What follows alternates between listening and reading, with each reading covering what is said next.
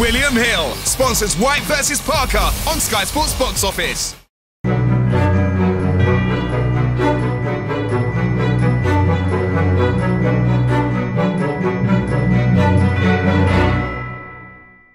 Danny Flexen here for Seconds Out with Kevin Barry, Olympic medalist and trainer of Joseph Parker. Takes on Dillian Whyte on Saturday.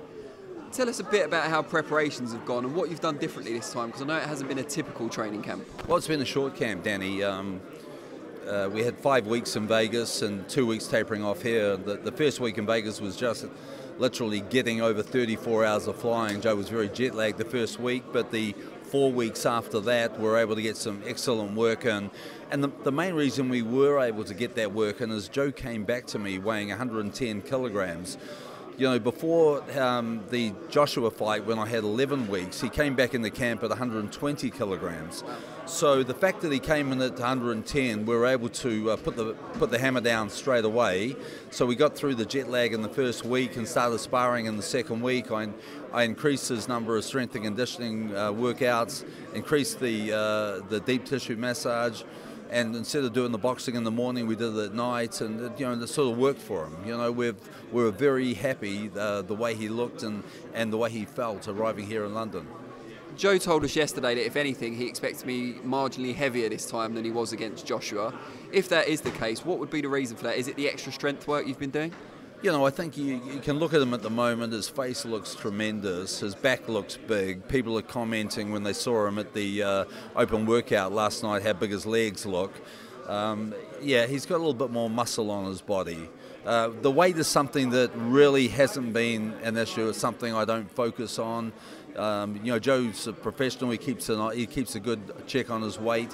But I mean, hey, if he comes in the same weight, if he comes in a K heavier, it won't be worrying me. I know the condition that my fighter's in.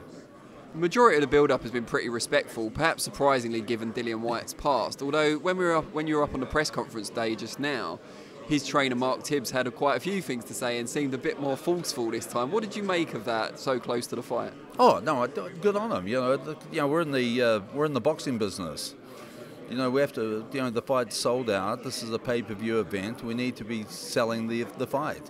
And I'm sure that all the things that Mark said, he believes for his fighter.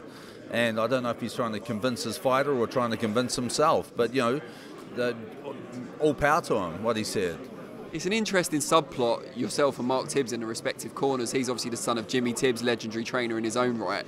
It's kind of the veteran trainer going against the kind of young upstart, if you like, although you're both very good amateurs, I should say, as well. What do you make of that as a kind of a subplot? Well, my father was Olympic and Commonwealth trainer as well, so we both come from boxing families.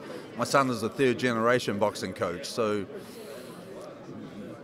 I've heard good things about him. I know that Dillian Whyte's career has improved since he started working with him. He's a better fighter now than he was when he fought Joshua. We know that. Just talking about your career, you obviously famously, in fact, never turned professional despite your Olympic success and amateur success. Tell us a bit about why that was, and also, does the work you're now doing with Joseph Parker kind of fulfill that professional ambition to an extent through him? No, well, I've had a lot of other professional fighters. I had David Tua for 12 years, and I had Baby Shumanov win the world title. I had Robbie Peden win a world title.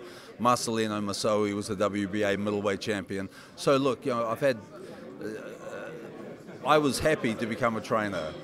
I started boxing when I was 8 years old. When I was 10, I had 3 fights in one night.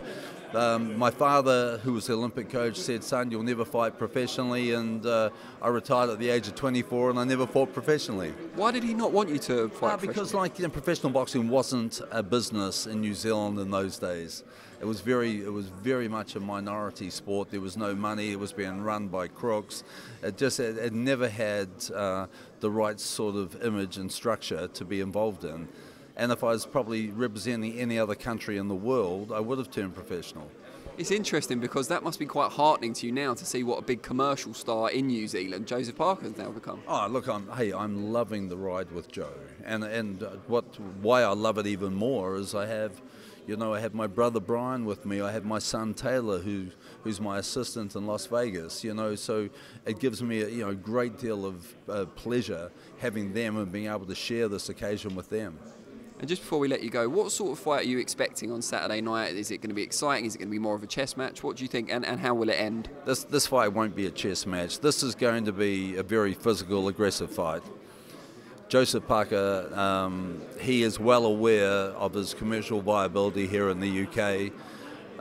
We're going to see Joe really let his hands go, and he'll be bringing a lot of heat to Dillian Whyte. How do you expect the fight to end? The fight will end by knockout. In your guys' favour, I hope you mean. Of course. Brilliant. Kevin, we thank you for your time and best of luck on Saturday night. William Hill sponsors Whyte versus Parker on Sky Sports Box Office.